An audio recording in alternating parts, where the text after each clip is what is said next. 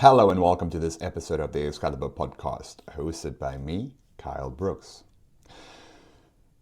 I've been thinking over the last couple of weeks, what is it that would take somebody and allow them to be able to progress physically? Because here's the thing, it's never too late to start making progress on your physical appearance as well as your physical health. At the end of the day, we have this vehicle that is our body, and it's meant to transport us all the way through our lives to ensure that we get from place to place, but also show up for the people around us, the people that are depending on us, and for ourselves to experience life to the fullest. But most people are struggling. They're struggling with being able to do daily activities. And that's because every single one of us has allowed comfort to creep into our lives and hinder us from untapping the true potential of what we are as human beings in this world.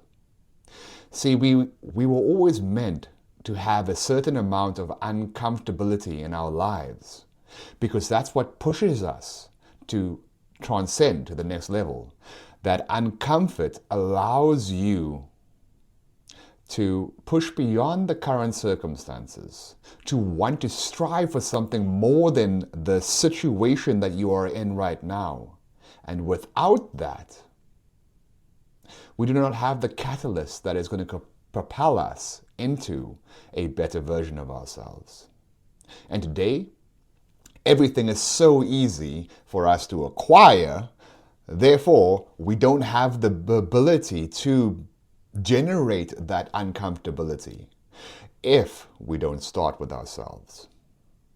And for most, it could be something as simple as waking up about 15 minutes earlier every single day, and then transitioning that to another 15 minutes earlier after a week.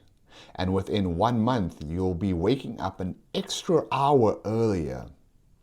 So say, for example, you started at 8 o'clock and moved all the way back to 7 o'clock.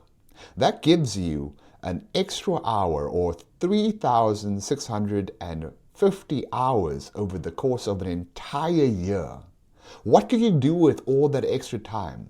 How could that impact your life for the betterment of who you are as a person?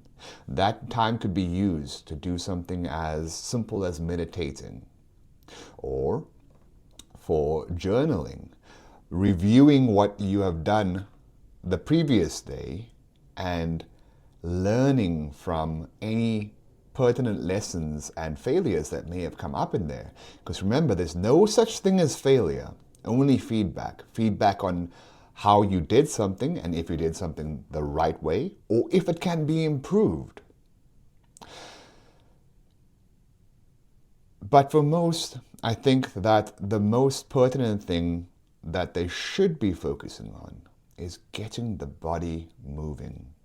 Our season 3 is going to be dedicated fully to little hacks and adjustments that you can make to your physical being to improve yourself to a standard where if you look back over the course of a month, 2 months, 3 months, you won't even recognize that person anymore.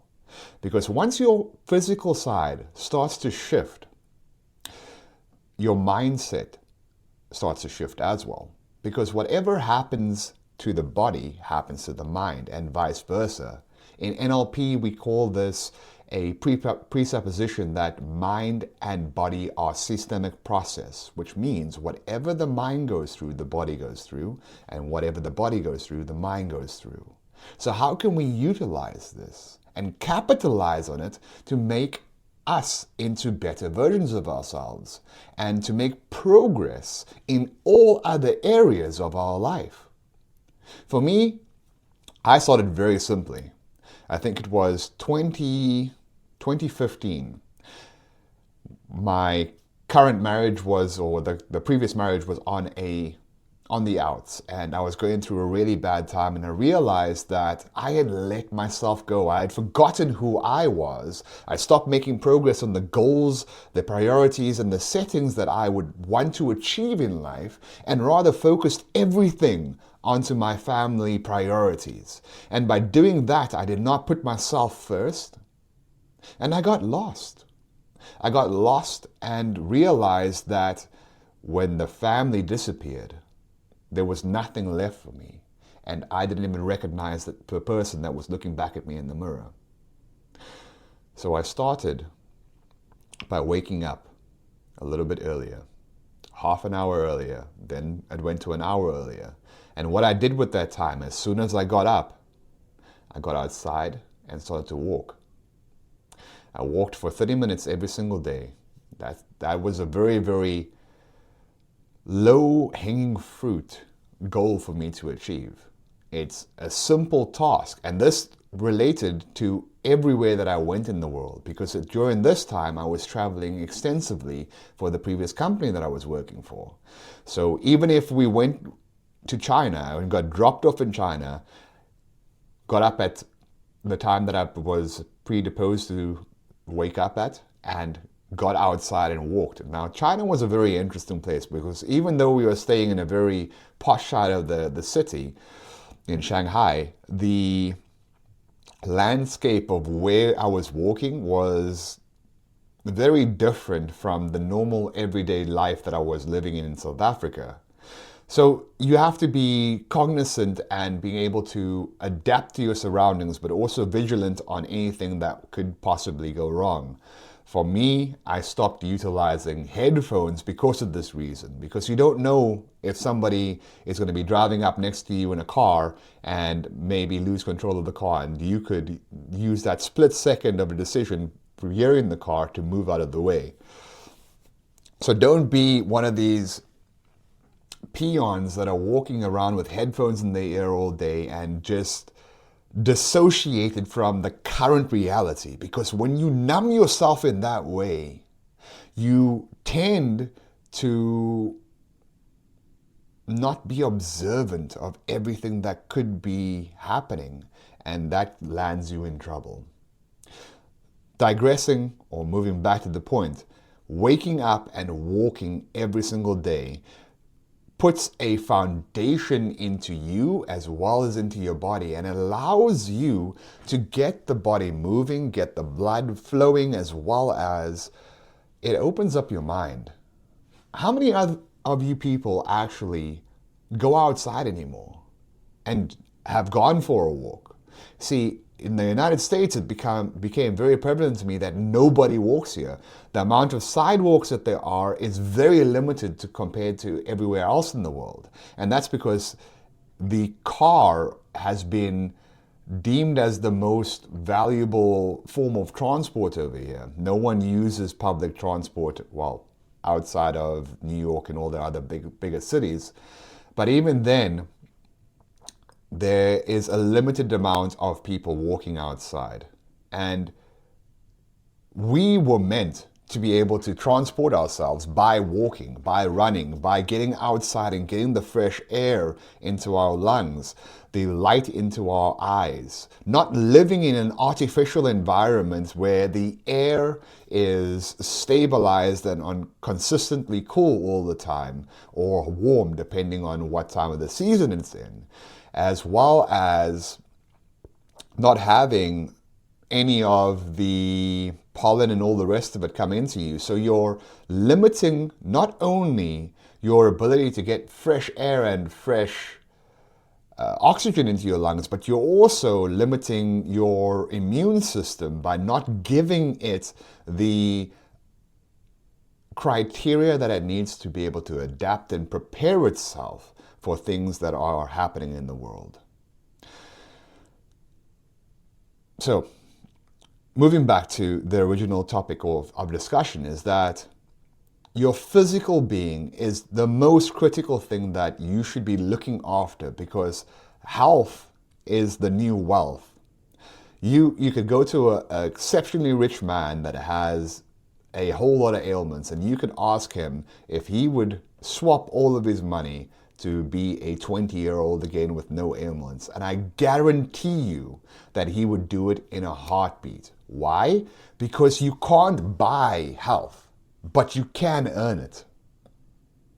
And by earning it, I mean it's simple things.